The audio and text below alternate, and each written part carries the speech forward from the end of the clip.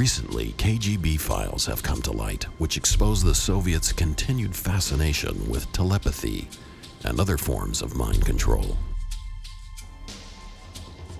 And it was very prestigious to be a winner and to get all the gold medals at the Olympics and all this sort of thing. So they also went in at chess competitions, and that's one where there's a lot of documented evidence that they did use devices or they used hypnotists to influence the players.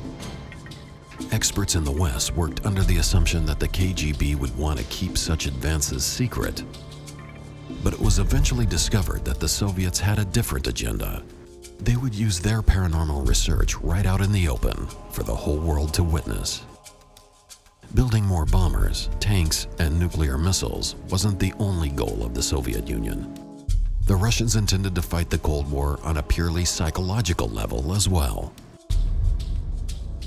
Baguio City, the Philippines, the site of the 1978 World Chess Championship.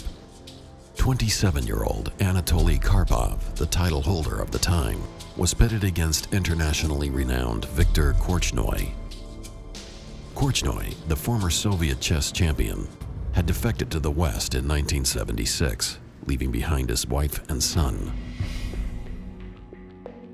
Korchnoi made no secret of the fact that he was planning to use the chess match, which had attracted the attention of the international media, as a public platform to call on the Russians to release his family. One can only imagine how embarrassing this scenario would be for the Soviets if Karpov, Russia's golden boy, was defeated at their national pastime by a former citizen, a defector no less. Normally, the KGB would eliminate Korchnoi before he posed a problem. In other words, he would simply disappear or die under mysterious circumstances.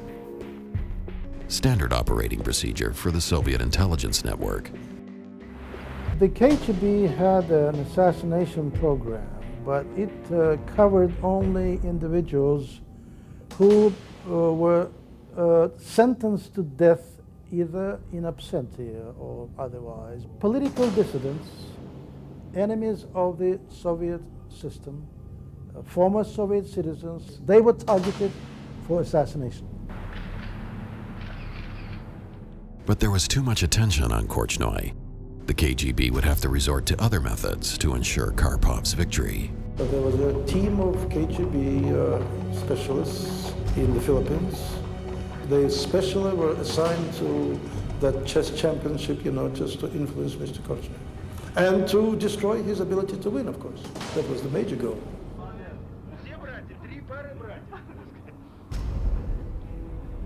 The KGB turned to Vladimir Zhukauer, a well-known Soviet parapsychologist.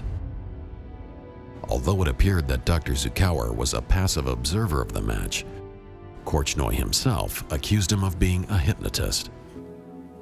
During the game between Korchnoi and Karpov,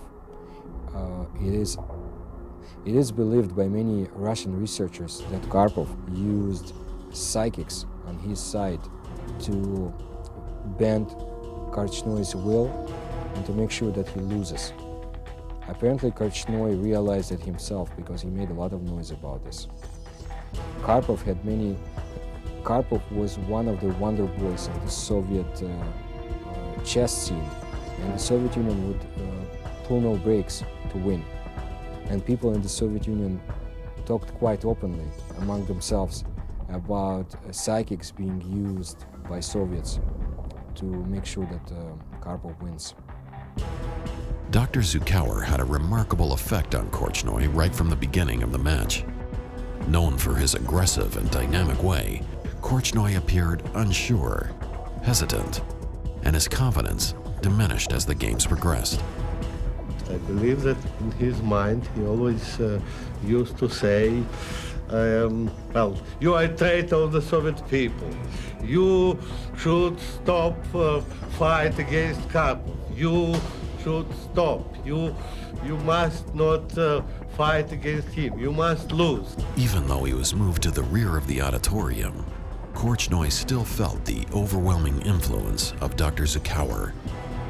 The match itself lasted for a record 78 days, 32 full games. In the end, Korchnoi was defeated.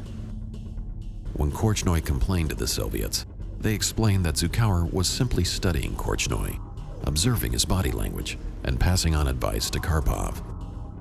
But was there more to it? More than what the television cameras picked up? Did Zukauer, the Soviets' parapsychologist, hold the preeminent chess master's highly trained mind in his grip?